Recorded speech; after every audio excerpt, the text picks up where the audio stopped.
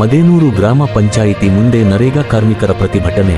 ಕೊಪ್ಪಳ ಜಿಲ್ಲೆಯ ಕುಷ್ಟಗಿ ತಾಲೂಕಿನ ಮುದೇನೂರು ಗ್ರಾಮ ಪಂಚಾಯಿತಿಯ ಆವರಣದಲ್ಲಿ ಮುದೇನೂರು ಗ್ರಾಮದ ನರೇಗಾ ಕೂಲಿ ಕಾರ್ಮಿಕರು ಪ್ರತಿಭಟನೆ ನಡೆಸಿದರು. ಕೇಂದ್ರ ಸರ್ಕಾರದ ಮಹತ್ವಾಕಾಂಕ್ಷಿ ಯೋಜನೆಯಾದ ಮಹಾತ್ಮ ಗಾಂಧಿ ಉದ್ಯೋಗ ಖಾತ್ರಿ ಯೋಜನೆ ಅಡಿಯಲ್ಲಿ ಗ್ರಾಮೀಣ ಪ್ರದೇಶದ ಜನರಿಗೆ ಬದುಕಿಗೆ ಆಸರೆಯಾದ ಯೋಜನೆ ಇದಾಗಿದೆ. ಆದರೆ ಮುದೇನೂರು ಗ್ರಾಮ ಪಂಚಾಯಿತಿಯಲ್ಲಿ ಮಾತ್ರ ನರೇಗಾ ಕೂಲಿ ಕಾರ್ಮಿಕರ ಕೆಲಸಕ್ಕೆ ಸರಿಯಾಗಿ ನೀಡುತ್ತಿಲ್ಲ ಎಂದು ಮುದೇನೂರು ಗ್ರಾಮ ಪಂಚಾಯಿತಿಯ ಮುಂದೆ ನರೇಗಾ ಕೂಲಿ ಕಾರ್ಮಿಕರು ಉಗ್ರವಾದ ಪ್ರತಿಭಟನೆಯನ್ನು ನಡೆಸಿದರು.